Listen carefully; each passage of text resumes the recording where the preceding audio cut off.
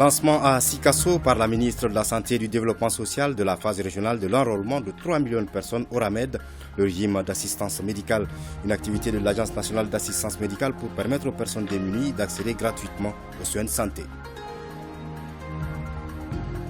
Les femmes célèbrent à travers le monde le 8 mars la journée mondiale qui leur est dédiée pour glorifier la femme et saluer sa résilience. Nyanyalou Traoré et son équipe se sont rendus dans un camp de déplacés, occasion de voir le quotidien de celles qui ont tout laissé derrière elles à cause de la crise sécuritaire, mais qui gardent toujours espoir dans une parfaite cohabitation.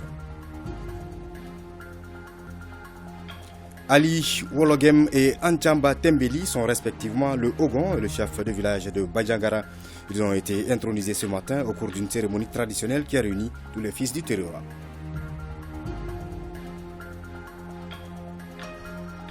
Mesdames, Messieurs, merci de rester sur ORTM 1. Bonsoir et bienvenue au journal. Le ministre de la Santé et du Développement social a lancé samedi à Sikasso la phase régionale de l'enrôlement de 3 millions de personnes au RAMED, le régime d'assistance médicale, une activité de l'Agence nationale d'assistance médicale pour permettre aux personnes démunies d'accéder gratuitement aux soins de santé. Moustapha Doumbia et Amadou Dolo. La remise des cartes à certains nouveaux bénéficiaires du régime d'assistance médicale est l'un des actes forts qui ont marqué le lancement de la phase régionale des opérations d'enrôlement de 3 millions de personnes au RAMED. Un objectif national pour 2022 que se fixe l'ANAM, Agence nationale d'assistance médicale. Les bénéficiaires du RAMED ont un accès gratuit aux soins de santé. Je suis chauffeur, mais j'ai eu un accident il y a 4 ans. Depuis, la société qui m'employait m'a laissé tomber. Je remercie donc les autorités pour avoir pensé à nous qui n'avons aucun moyen. Le fonctionnement du RAMED repose sur une conjugaison d'efforts entre l'État et les collectivités qui prennent en charge respectivement 85% et 15%. Le cadre est donc indiqué pour remettre des attestations aux communes rurales de Missirikoro, Natien et Kignan, ainsi qu'au Conseil régional de Sikasso qui se sont acquittés de leurs contributions ces dernières années. Les porte-parole des collectivités territoriales invitent à plus d'actions. Je lance un appel solennel à l'ensemble des élus des collectivités territoriales du Mali afin d'améliorer leur niveau d'implication dans l'identification des indigents et dans la mobilisation de leur quote-part dans la prise en charge du RAMED. Les bénéficiaires du régime d'assistance médicale sont les personnes non assujetties au régime d'assurance maladie obligatoire, ne disposant d'aucune couverture maladie, ne disposant pas de ressources pour prendre en charge leurs propres dépenses de santé, ayant été blessés au cours ou à l'occasion de conflits armés ou de catastrophes. Les bénéficiaires de droits au RAMU sont les pensionnaires des établissements de bienfaisance, orphelinats ou les établissements de rééducation et de tout établissement public ou privé à but non lucratif hébergeant les enfants abandonnés ou adultes sans famille fixe, les pensionnaires des établissements pénitentiaires, les personnes sans domicile fixe, les blessés au cours ou à l'occasion de conflits armés et de catastrophes. À l'entame de la cérémonie, la ministre de la Santé et du Développement social a fait observer 1 minute de silence en la mémoire des militaires tombés pour la nation. Au cours de ce séjour en 3e région, Mme Diaminetou Sangaré s'est rendue au lycée Monseigneur Didier de Monclos de Sikasso, centre de concours de la fonction publique pour les régions de Bougouni, Koutchala et Sikasso. Elle a rassuré les candidats quant à la transparence du processus. On retrouve Moustapha Doumbia. Ils sont 1945 candidats à ces concours de recrutement direct dans la fonction publique pour cette journée du 6 mars 2022 dédiée au cadre de la santé. Parmi ces candidats, des médecins généralistes et spécialistes, des sages-femmes et des infirmiers d'État. J'ai l'espoir parce que je suis optimiste et vu même l'organisation, depuis le début jusqu'à maintenant, on a remarqué qu'il y a beaucoup de changements. Et cette année, je dois vraiment postuler en tant qu'infirmier d'État. Ce n'est pas ma première fois, ça vaut 4 fois comme ça. Chaque année, je postule, ça ne va pas, mais je suis optimiste. La ministre de la Santé et du Développement social, accompagnée des autorités administratives et politiques, s'est rendue dans certaines salles de concours pour rassurer les candidats. Le message fort, c'est que ce concours il est placé sous le signe de la transparence, de la bonne gouvernance, de l'équité, de l'égalité. Et on a voulu donner la chance à tous les Maliens qui souhaitent participer, qui souhaitent entrer à la fonction publique. Le gouvernement, la transition leur a donné une chance en jouant déjà sur l'âge d'accès à ce concours. Donc on a ajouté 3 ans et il y aura la transparence. Et pour ça, il y a un autre concours qui va être organisé pour 2022. Aussi, il y a d'autres opportunités. La ministre a aussi remis les clés d'une moto tricycle à une handicapée. Le centre de santé de référence de Kidal reste presque la seule structure sanitaire qui fonctionne normalement dans la région. D'une capacité de 53 lits, le centre doit répondre aux besoins de soins de milliers d'habitants.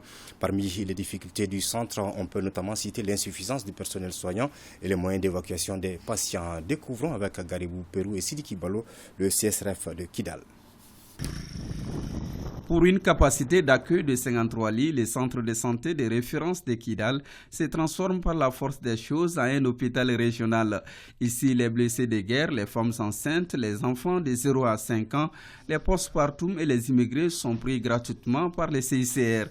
Les patients qui ne figurent pas sur cette liste payent au moins les ordonnances.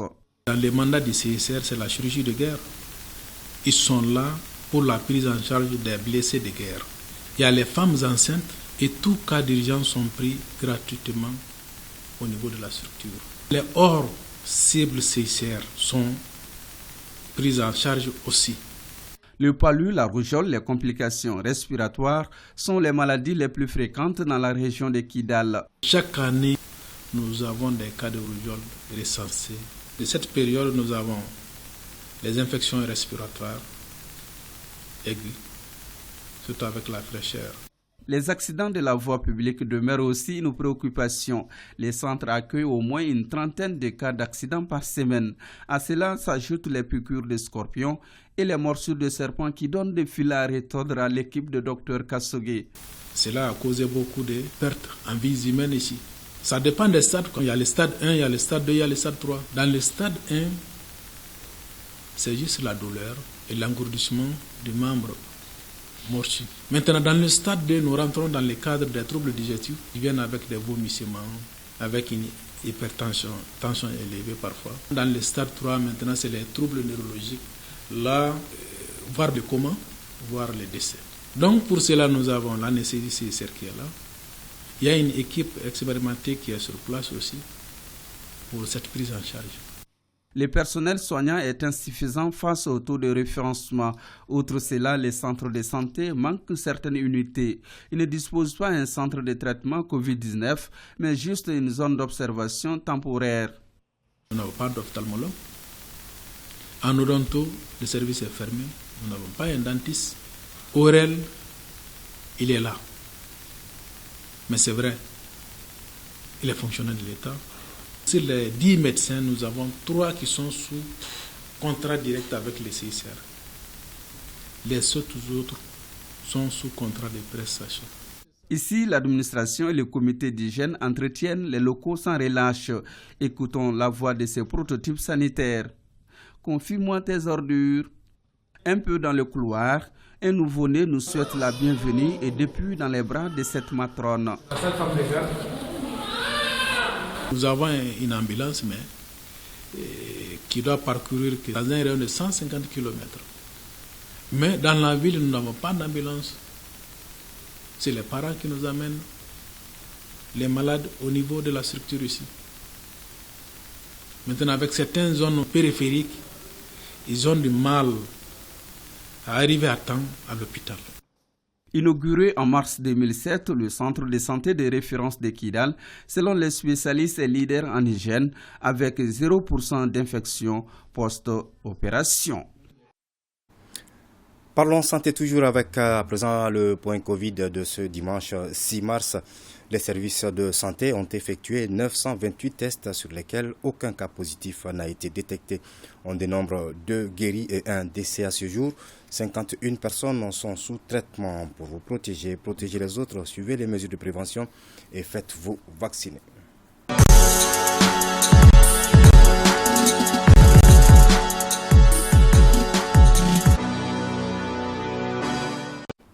Place au grand format de cette édition. Les femmes célèbrent à travers le monde le 8 mars, la journée mondiale qui leur est dédiée. La rédaction vous propose à partir de ce soir une série de reportages sur cet événement. Alors, pour glorifier la femme et saluer sa résilience, Nyanya Lou Traoré et son équipe se sont rendus dans un camp de déplacés, occasion de voir le quotidien de celles qui ont tout laissé derrière elles à cause de la crise sécuritaire, mais qui gardent toujours espoir dans une parfaite cohabitation. Site des déplacés de Sénou, Sibiri-Babougou. La population sur place vient du centre du pays. Elle a été contrainte de quitter son village natal suite à la crise sécuritaire qui secoue le Mali. Seourou Bari, Wadja Koulibaly, Mariam Sissé, Teddy Fongoro et bien d'autres, toutes vivent sur le site, chacune avec son histoire.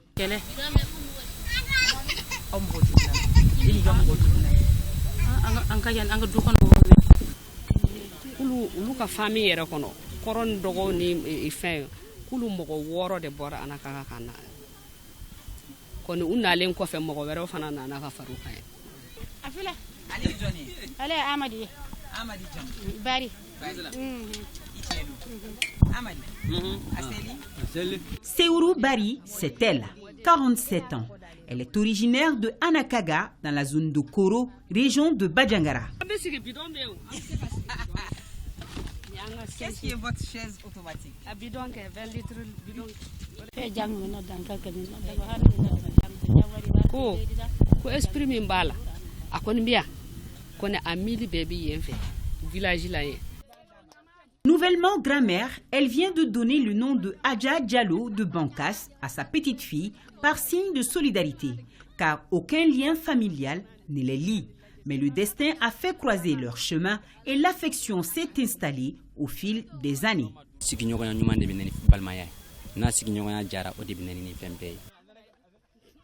Quittons Seourou Bari, suivons nos guides du jour, car le site est immense. Il renferme 337 tentes et plus de 1000 âmes y vivent en harmonie. Nous voilà chez les Fongoro, originaires de Yolo, vers Bankas, dans la région de Badjangara. L'accueil est des plus chaleureux. Ces femmes, pour la plupart d'entre elles, vivaient de commerce dans leur village.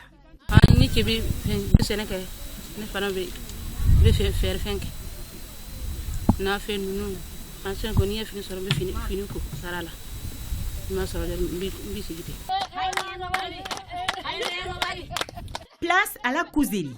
Nos hôtes tenaient à imiter notre Gimba national en ma présence.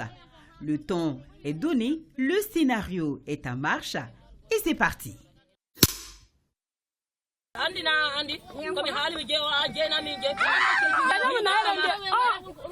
Seul bémol, les spectateurs du jour, mon caméraman et moi, ne comprenons ni Peul ni Dogon, car ces femmes font la prestation dans leur langue maternelle en toute simplicité, chacune se comprenant en se donnant la réplique. N'est-ce pas cela, le Mali? Il dit que les Bayangara, Bankas, Ségué, le même père, même mère. Il y a tout le Dogonon, Poulanon, Bamananon, Cheddonon, il y a tout le Batou. Ça, c'est le même père, même mère. Suite de notre visite. Au virage d'une tente, nous apercevons une dame à la tâche, Kadia Diko de Badjangara. La pratique est habituelle, nous informe-t-on. C'est d'ailleurs un gagne-pain pour nombreuses d'entre elles, car le métier est appris de mère en fille. Un peu plus loin, nous rencontrons Mariam Sissé, entourée de sa famille. Elle nous vient de Gossi, vers Gourmararoussa, dans la région de Tombouctou. La communication est un peu difficile avec elle. Mariam et Bella ne parlent que cette langue. Nous la laissons s'occuper de son nouveau-né de quelques jours, sourire aux lèvres et pleine de bonne volonté. Mais dis donc, où sont les hommes du site? Nous nous apprêtons à poser la question à nos guides quand soudainement nous les apercevons au loin, à l'ombre, sous l'arbre à palabres. Ici s'appelle l'arbre de la paix. Donc tous nos choses s'appellent la paix. On veut la paix et c'est une guerre de paix. Sur notre départ, nous rencontrons 3 jeunes filles en blouse blanche. Ambora formation. Antara masina. Te formation to. Ubi basit la ko ani nono. La réussite de ces formations trouve sa concrétisation dans ce magasin pris en charge par une philanthrope malienne, Maître Djara Fatoumata Sidibé. Ici, on vend du lait sous toutes ses formes, ainsi que du couscous sec à l'africaine, le tout préparé par les femmes du site. La paix au Mali et surtout le retour au Bercail. Ce sont les vœux souhaités par nos dames au cours de nos échanges.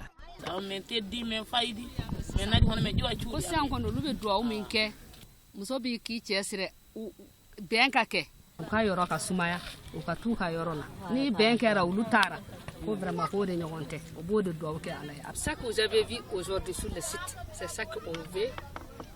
C'est nous, on retourne là-bas, c'est nous. La paix, à cause de tranquille, comme ici, là. On veut ça, c'est nous. Voilà, en plateau avec moi, Khalifa Nama Traoré, pour nous livrer le contenu d'un communiqué de l'état-major général des armées. Khalifa, bonsoir. Bonsoir, Amara Diallo. Mesdames et messieurs, bonsoir. L'état-major général des armées porte à la connaissance de l'opinion nationale et internationale que les forces armées maliennes continuent de consolider les acquis de leur réaction vigoureuse contre la coalition des groupes armés terroristes en débandade dans la zone de Mondoro depuis le 4 mars 2022. Ainsi, les missions d'observation et de renseignements en profondeur ont permis de localiser les zones de repli de certains groupes terroristes. Par conséquent, des actions offensives aériennes à travers des frappes ciblées ont détruit des plots logistiques et des convois ennemis. En outre, des renseignements reçus sur la base des observations après recoupement ont permis de confirmer les pertes importantes infligées aux terroristes. 9 corps ennemis en état de putréfaction ont été découverts pendant le ratissage tout autour de la garnison de Mondoro. Aussi, il est à noter avec certitude que certains leaders terroristes ont été neutralisés, à savoir Iboun Ibrahim et Malam Aboubakar, tous de nationalité nigérienne, Aluseni Bari, Iboun Younoussa, alias Bobala, et Nouhoum Diko, tous de nationalité burkinabé, Hassani Bari du village de Djaloubé, Amadou Diko du village de Boni, Agé Issa alias Nassourou, tous de nationalité malienne. Enfin, un groupe de 16 militaires ayant continué le combat dans le secteur nord-est de Mondoro a pu être récupéré et a confirmé l'ampleur des dégâts subis par les groupes armés terroristes. L'état-major général des armées confirme que la situation est sous contrôle dans la zone de Mondoro. Par ailleurs, la dynamique offensive dans le cadre du plan Maliko et de l'opération Keletigi continuera et les FAMA ne ménageront aucun de leurs efforts pour rétablir la paix et la sécurité sur toute l'étendue du territoire national. Amara, ce message de condoléances du chef de village de Mondoro adressé à l'armée malienne. Le chef de village de Mondoro et sa population ont vécu avec amertume l'attaque barbare perpétrée contre le camp et le village de Mondoro par des forces du mal sans foi ni loi. Le chef de village de Mondoro, au nom de toute la communauté villageoise de Mondoro, présente ses condoléances les plus attristées aux autorités maliennes, aux familles des disparus et souhaite prompt rétablissement aux blessés, tout en rendant hommage aux vaillants soldats pour leur mission noble. La communauté villageoise de Mondoro remercie et félicite l'armée malienne pour la détermination avec laquelle elle a défendu la population et leurs biens et elle réitère la détermination et son soutien indéfectible aux forces armées maliennes pour la sauvegarde de la paix et de l'intégrité du territoire. La communauté villageoise de Mondoro reste engagée à accompagner les forces armées et de sécurité dans la défense de la patrie contre les forces du mal. Et maintenant, les réactions qui continuent de nous parvenir à la rédaction suite à cette attaque du camp de Mondoro. Ainsi, la coordination des associations et ONG féminines CAFO, la plateforme des femmes leaders du Mali, le Grand Forum du Mané, le SNID Faso Yiriwaton, l'UFD, le RDA Mali, le PSP, le PDS, le Parti malien tout court Mouvement pour la solidarité et le développement, le Parti Rama, la coordination des associations des ressortissants des cercles de la région de Mopti résidant à Bamako, l'AMSUNEM, le mouvement Veille citoyenne, la coordination des communautés Innan et alliés de la région de Tombouctou, la coalition des associations et organisations sédentaires Songo Ibato, l'association Bada Nieta de Kabalabourou, l'Union nationale des enfants et des jeunes du Mali, le collectif pour 5 ans ou plus, la mairie et la coordination des associations des Dableni communes de Sangarebrou condamnent avec fermeté l'attaque barbare perpétrée à Mondoro Ils réaffirment leur entière confiance et leur soutien indéfectible aux forces armées maliennes, à la nation malienne, aux autorités de la transition, aux familles des victimes. Ils présentent leurs condoléances les plus émues, prient pour le repos de leur âme et souhaitent prompt rétablissement aux blessés. Amara Malé Diallo. Merci Khalifa Nama Traoré pour la lecture de ces nombreuses réactions. Suite de cette édition, quelle place occupe le digital dans la communication? C'est à cette question que tentent de répondre les encadreurs et les étudiants de l'Université de Ségou à travers une conférence débat au cours de la 10e édition de l'espace leadership organisée par la Faculté des sciences sociales. La conférence a permis aux étudiants de comprendre comment le digital influe sur les systèmes de communication à travers différents canaux et sites web. Reportage signé Fousseni Samadke. Au cours de ce 10e numéro de l'espace leadership sur le thème la communication digitale, le département de la communication de l'Université de Ségou vise à outiller ses étudiants sur le digital et le numérique. Cela en vue de former les futurs communicateurs en tenant compte de l'évolution des systèmes de communication universels. Cet espace appartient aux étudiants. Nous, on est là juste pour les accompagner. Tout est l'œuvre des étudiants et cela fait partie de leur formation. Le conférencier Salif Sanogo a passé au peigne fin les différents aspects de la communication digitale et le numérique. Des questions-réponses auront permis aux étudiants de l'Université de Ségou et de ICOMSUB de mieux s'armer face aux défis de la mondialisation. Il y a 5 facteurs majeurs qui doivent vous pousser à adopter cette manière de communiquer. 1. À partir du téléphone, vous pouvez tout faire. À partir de votre propre caméra, vous pouvez tout faire. 2. Ça donne une audience en croissance et de plus en plus en fidélité. 3. Ça permet d'aborder des sujets en profondeur. 4. Ça génère de l'engagement et garde l'attention de son audience. Et 5. Enfin, c'est susceptible d'améliorer les ventes d'une entreprise ou alors de promouvoir la carrière des hommes politiques. Ce que j'ai retenu sur un thème pareil, la communication digitale, vu l'ampleur que la communication digitale prend dans un monde aujourd'hui, surtout nous les jeunes, ça contribue beaucoup. Il faut savoir à bien maîtriser les sites web, comment y procéder et comment mettre en œuvre des projets bientôt dans les futurs. Cette conférence s'inscrit dans le cadre de la formation académique des étudiants en communication des organisations de la Faculté des sciences sociales FASO de l'Université de Ségou. Plus de 9 milliards de francs CFA, c'est le montant injecté chaque année par le Mali dans l'importation des semences de pommes de terre selon l'interprofession pommes de terre du Mali. Ils sont près de 500 acteurs de la filière venus des cercles de la 3e région à se concerter en vue de trouver des solutions pouvant diminuer considérablement les importations au profit des semences locales. C'est à la faveur de la journée de réflexion sur les enjeux, défis et opportunités de la pomme de terre. Moussokoro Sereme et Suleiman Bamba. L'utilisation abusive des lots et des engrais, le faible taux de la production semencière locale et les maladies des semences. Telles sont les principales difficultés auxquelles sont confrontés les acteurs de la chaîne de valeur pommes de terre. Des préoccupations au centre de cette journée de réflexion sur les enjeux, défis et opportunités de la pomme de terre. Un cadre initié par le CRIPT, Comité régional de l'interprofession pommes de terre Sikassou. À peu près 3000 hectares, on a eu des dégâts énormes. Avec le changement climatique aussi, qu'on est en train de chercher des solutions. Pour parvenir à cet objectif, la rencontre aborde des thématiques relatives aux statistiques du recensement des parcelles infestées, les questions de traitement phytosanitaire et l'impact du mode d'irrigation dans la propagation de la maladie semencière. Des présentations faites par un spécialiste belge pommes de terre et les services techniques du développement rural. Aujourd'hui, nous importons près de 11 200 tonnes de semences de la France et de la Hollande. Donc, nous devons faire en sorte que les importations de semences diminuent pour que nous puissions vraiment consommer notre propre semence qui coûte non seulement moins cher, qui a presque les mêmes rendements que les semences importées. Et c'est beaucoup d'argent qui vont en Europe, c'est à peu près 9 milliards de francs CFA qui s'envolent en Europe chaque année. Les hommes sont là pour le faire.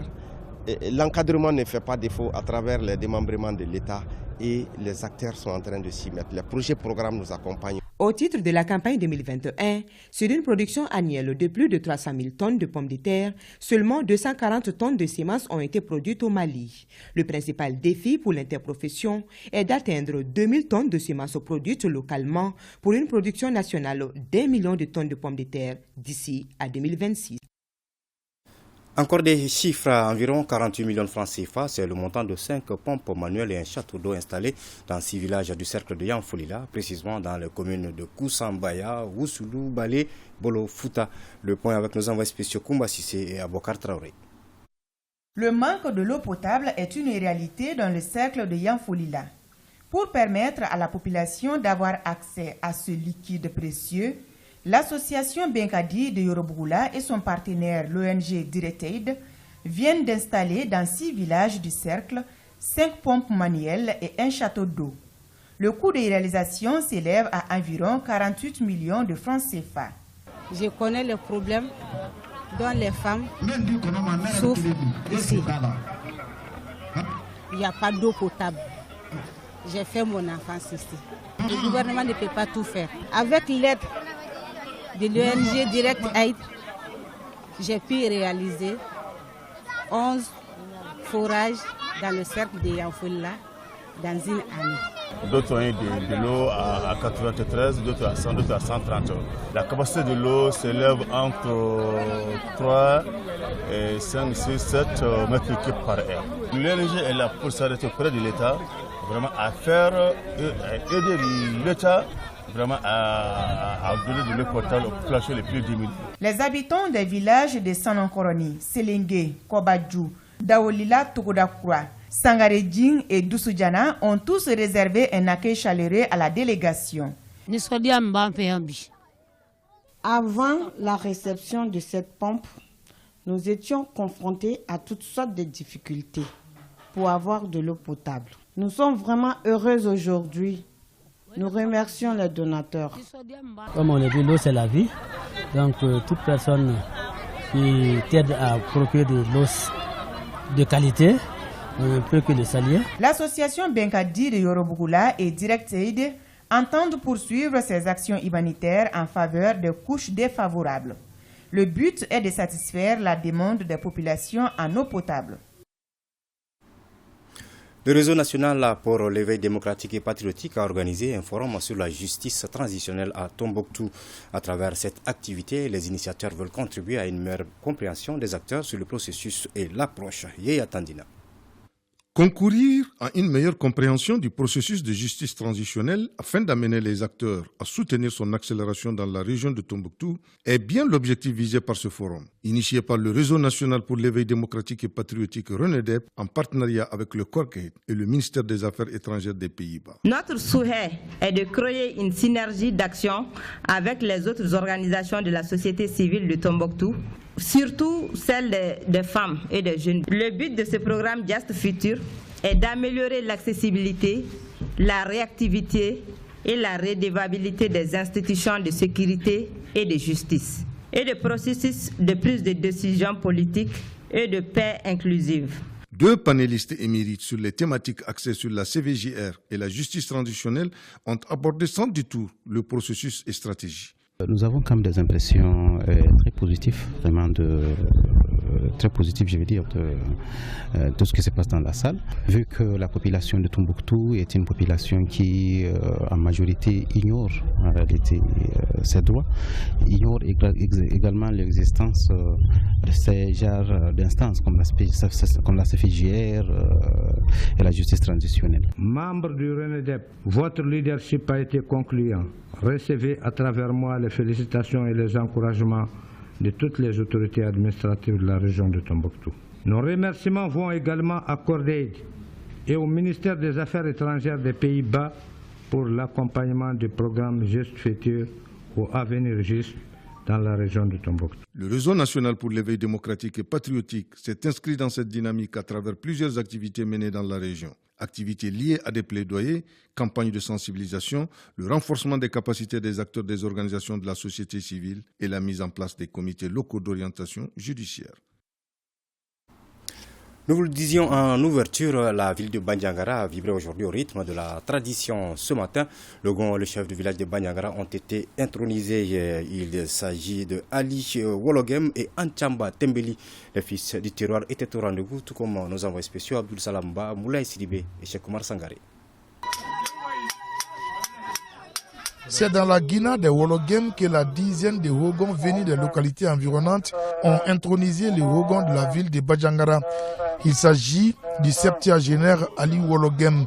Les rituels d'intronisation étaient dirigés par les chefs de Dana Amassagu, Youssouf Toloba et non moins grand chef coutumier.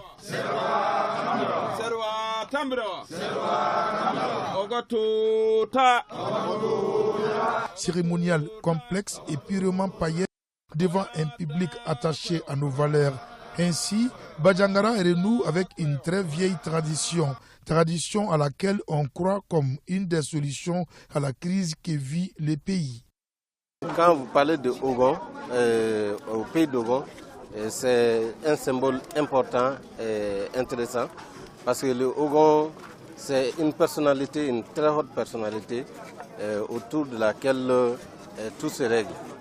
Donc, vu même cette situation de conflit et autres, nous pensons que vraiment c'est autour d'une personnalité avec laquelle on peut compter. On peut régler beaucoup de choses, beaucoup de différents. Donc ça amène la cohésion sociale et le vivre ensemble dans Bajangara. En tout cas, c'est ce que nous souhaitons à travers cette cérémonie. Vous avez remarqué, Tembeli, Wologem, Djigiba, Poudougou, Kelepili, tout le monde, tous les pays d'Ogon étaient sur le plateau aujourd'hui pour animer leur choix. Parce que ça faisait beaucoup longtemps qu'on attendait ce jour. Ça faisait beaucoup d'années que Bajangara attendait ce jour. Après la Guina des Wologem au 7e quartier, le collège des gardiens de la tradition prend la direction de Bajangara Joyi, le 6e quartier qui abrite les Toguna du fondateur de la ville, Nangabanu Yorubugudje Tembeli. Et c'est justement un de ses descendants, l'octogénaire Anchamba Tembeli, qui vient d'être intronisé chef de village de Bajangara.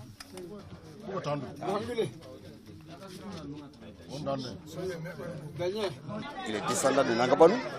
Comme tant d'autres, vous voyez mes petits frères et mes neveux qui m'entourent. Ça a été une joie. Vous avez entendu les traditionnels, vous avez entendu les authentiques. Le Ogon, il appartient au chef de village. Et il a un pouvoir, certes, c'est la désignation, c'est nos frères, c'est nos cousins. Des Tembeli, grand frère des Wologem, la question est de savoir s'il n'y aura pas de chevauchement de fonctions entre les chefs traditionnels ainsi intronisés. Le Ogon, ça c'est l'institution même, l'organisation même de la société traditionnelle d'Ogon. Donc c'est autour de cette personne que tout se règle traditionnellement. Donc, alors que le chef de village, là c'est un peu plus administratif. Donc les deux peuvent cohabiter parfaitement ensemble et sans problème. Après les cérémonies coutumières dont tout n'apparaît pas naturellement dans cet élément, la cérémonie officielle a lieu au stade municipal Nyaga Tembeli de Bajangara. Tour à tour, les différentes couches et les autorités ont salué l'initiative des défenseurs de nos valeurs. Aux intronisés, je dirais ceci. Amba Dantingam, Amba Gande Sakana, Amba Ogopem. Désormais, c'est sur vos épaules que nous nous appuierons pour prendre la force et l'énergie nécessaires pour un décollage et retrouver notre histoire et notre chemin. Bajangara réaffirme son conservatisme et pour cela, ses fils sont venus de partout pour magnifier dans l'unisson l'univers fascinant d'Ogon. La chronique Culture et Société s'intéresse ce soir au respect du deuil national par les acteurs culturels au cours des situations tristes et regrettables qui poussent ces acteurs culturels justement à penser que la culture doit être un rempart pour le pays. Un regard convergent de Abou Guité de Bamahar, vieux Farka Touré du festival Ali Farka Touré et certains citoyens. Alpha Maïga. Aujourd'hui, partout, ça et là, des coins de résistance déserts. C'est suite aux événements de Mondoro, le pays en deuil traduit par la mise en berne des drapeaux durant 3 jours. Le département de la culture y a mis son cachet émotionnel en demandant aux acteurs culturels de surseoir aux réjouissances. On ne peut que appuyer et accepter cette décision du gouvernement et en tant que aussi malien, citoyen malien, en tant qu'être humain, on ne peut être que solidaire. on est derrière les FAMA, on est derrière eux. Quand il y a un problème, on est obligé de les suivre, de les soutenir. Donc l'annulation de ce festival international Ali Farka Touré est survenue par rapport au deuil national. Les acteurs culturels font preuve de clairvoyance et de patriotisme. Ils respectent tout simplement les vœux des autorités. L'homme, l'être humain, il n'y a rien qu'on puisse faire en réalité pour acheter leur âme, pour les payer. On ne peut pas. Le message du ministre par ce communiqué est compris dans le sens positif par les citoyens. C'est une bonne chose parce que nos soldats ont été tués. C'est les chefs de famille. Je félicite le gouvernement et je félicite tout le monde pour avoir observé le deuil national.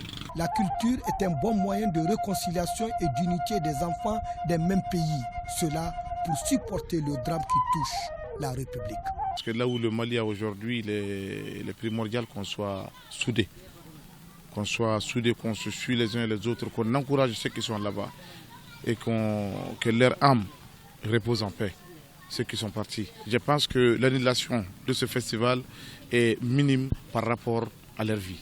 Le respect du deuil national par les acteurs culturels reste cette compassion, voire cette solidarité à l'endroit de la nation.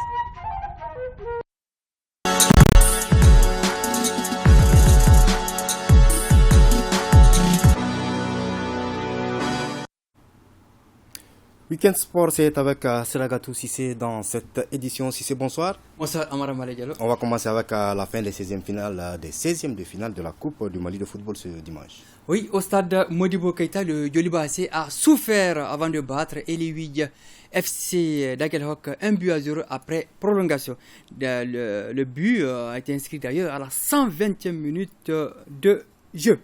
À Tombouctou, en déplacement, ATS de Koro a dominé Kaleme FC de Tombouctou 2-0. À Gao, le Sony AC corrige le Racing Club de Direy 7-0. À Mopti, le centre maliano-belge élimine Kankou FC de Gao 1-0. À Kaye, l'AS Douane en voyage brise le rêve de l'Académie FC au tir au but 5-4. À l'issue du temps réglementaire et des prolongations, le score était d'un but partout. À Koutiala, Alençon s'incline 3-0 devant FC Gara. À Ségou, au stade Ambarindao, Bronconi de Nyono perd sur le fil 3-4 devant Aïs Koira Al-Hawa de Gao. À présent, le tableau final de ce 16e de finale, Seragatou. Alors, il s'agit du Stade Malien de Bamako, de Binga FC, de l'Union Sportive du Cercle de Kita, de l'Espérance de Médine, d'Afrique Football Elite à Feu, de l'Assom, de l'AS Royal, du CS Dougolofila, du Djoliba AC, de l'AS Koira Al-Hawa de Gao, de l'AS Douane de Sikasso, de FC Gara, du Centre Malano-Belge, d'ATS de Koro et du Sony AC de Gao. Le nom du dernier qualifié sera connu en soirée à l'issue du match Isfas Renaissance de Kenyeba. Après 68 minutes de jeu, le score est de 0-0. Et ce sont ces équipes qui vont jouer les 8e de finale. Tout à fait. Et on attend avec impatience la programmation des matchs au niveau de la Fédération malienne de football. Absolument. On part faire un tour en Europe actuellement. Alors, en Angleterre, 28e journée, le derby de Manchester a largement souri à City, victorieux 4-1 de United. Manchester City est leader avec 69 points devant Liverpool 63 et Chelsea 53. En Espagne, 27e journée, le FC Barcelone continue sa montée en puissance suite à son succès 2-1 sur Elche et s'invite sur le podium avec 48 points. Le fauteuil de leader est occupé par le Real Madrid avec 63 points. Ligue 1 française, 27e journée, le Paris Saint-Germain caracole en tête avec 62 points malgré sa défaite 1-0 face à Nice. En clôture ce soir, Marseille-Monaco à la mi-temps. Le score est de 0-0. Série A italienne, 27e journée. Gros choc en vedette ce soir entre Naples et le Milan AC avec le même nombre de points, 57. La Juventus Turin se remet en selle après sa victoire étriquée sur la Spezia 1-0. Enfin, en Allemagne, 27e journée, le Bayern Munich est leader avec 53 points devant Dortmund 50 et Leverkusen 45. Merci Seragatou Sissé. À suivre donc après ce journal la question d'actualité. Et ce soir il sera donc question des réformes politiques, institutionnelles et sécuritaires débattues par le Conseil économique, social et culturel lors de la première session de sa 6e mandature. Les invités sont Yacouba Katile, président du Conseil social, économique et culturel, Ibrahim Ikassa Maïga, ministre de la refondation de l'État chargé des relations avec les institutions, et colonel Abdoulaye Gariko, conseiller technique au ministère de la Sécurité et de la Protection civile. Un débat en Bambara animé par Bourema Kane. Aux éditions d'information de 13h demain, vous retrouverez Awama Kamara et à 20h, Khadijatou Kone. Merci de nous avoir suivis. Bon début de semaine.